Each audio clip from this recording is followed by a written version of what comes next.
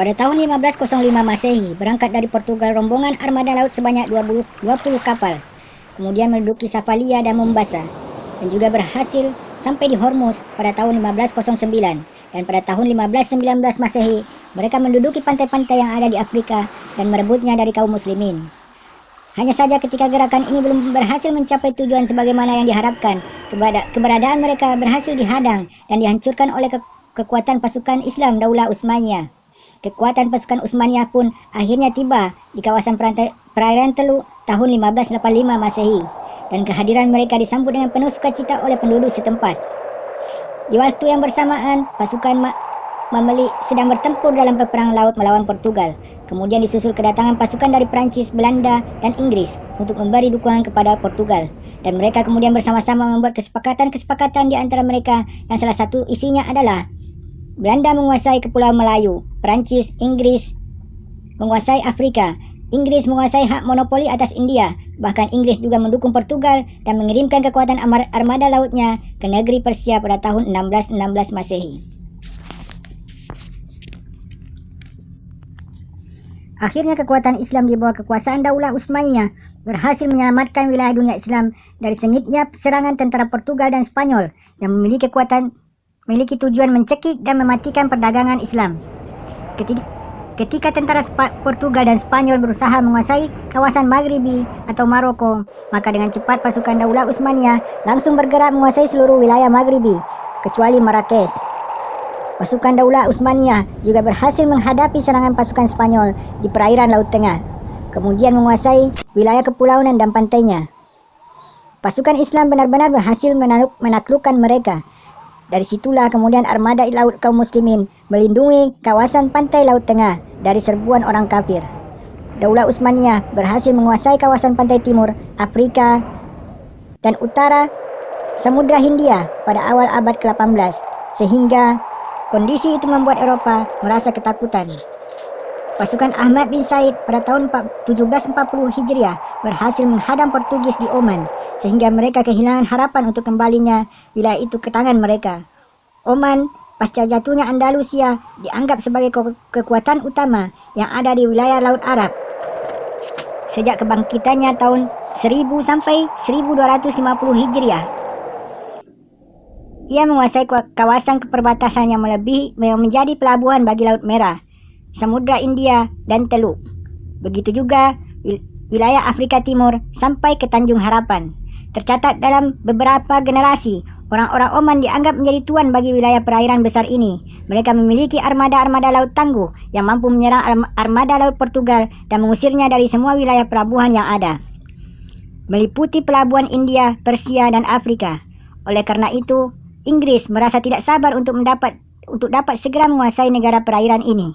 Negara yang oleh Inggris dipandang dapat mengancam aset kekayaannya di kawasan Asia dan Afrika.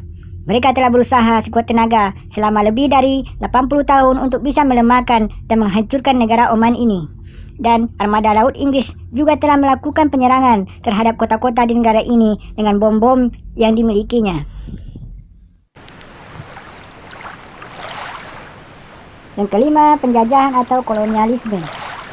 Tibalah bentuk dan cara baru bagi Eropa untuk menguasai negara-negara lain melalui jalan penjajahan. Hal ini didorong oleh adanya revolusi industri di Inggris yang bertujuan untuk menemukan pasar baru bagi produk mereka, sumber bahan-bahan baku industri, mencari sumber tenaga kerja murah dari manusia-manusia asal Afrika yang diperbudak. Mereka memindahkan manusia secara paksa dari Afrika. Dalam sejarah dikenal dengan istilah gerakan pemindahan budak, di mana hal ini kelak menjadi noktah hitam dalam sejarah konflik Eropa dan Timur. Dalam perjalanannya, upaya itu merenggut nyawa manusia dalam jumlah yang sangat besar dari anak-anak kaum muslimin di Afrika. Apa yang Eropa lakukan di bawah pimpinan negara Inggris, Prancis, Belanda, Belgia, Italia, dan Jerman itu berjalan dalam waktu yang cukup lama, hingga dekade pertama abad ke-20. Di sana, wilayah-wilayah negara Islam menjadi mangsa dan sasaran utama kejahatan mereka, bahkan satu-satunya sasaran. Meskipun banyak penulis sejarah menyatakan bahwa tujuan utama dari gerakan ini adalah motif ekonomi, tapi nyatanya gerakan ini juga memiliki tujuan lain, yaitu menyebarkan agama Kristiani. Banyak ditemukan fakta-fakta tentang misi keagamaan di tengah-tengah mereka, dan mereka juga mengemukakannya dalam catatan-catatan sejarah dengan lebih dari satu bukti. Seorang Perdana Menteri Inggris menyatakan dengan terus terang di hadapan anggota Majelis Umum Inggris, House of Commons, sambil memegang kitab suci Al-Quran. Dia berkata, selama kitab ini masih ada di pikiran dan hati orang-orang Mesir, maka kita tidak akan mungkin bisa menguasai mereka. Ketika Panglima Pasukan Salib dari Inggris memasuki Al-Quds atau Yerusalem sesaat setelah Perang Dunia, segenap sekutu Inggris menyambut kedatangan sang Panglima tersebut dengan penuh hormat dan hangat. Sang Panglima ini tidak bisa menyembunyikan kedengkian Salibiahnya karena berhasil merebut Al-Quds dan Palestina di bawah dukungan Inggris. Dia lalu mengatakan, kini telah selesai Perang Salib. Dengan ungkapan ini, dipahami bahwa tujuan Perang Salib hanyalah pendudukan Al-Quds dan merebut tampuk kepemimpinannya, dan hal itu sudah terwujud. Padahal sebenarnya dengan ungkapan ini, dia menunjukkan bahwa Perang Salib telah berlangsung selama 2 abad, dan keberhasilan menduduki Al-Quds dan Palestina pada tahun 429, lalu bangsa di Palestina dimerdekakan kembali oleh umat Islam pada tahun 583 Hijriah.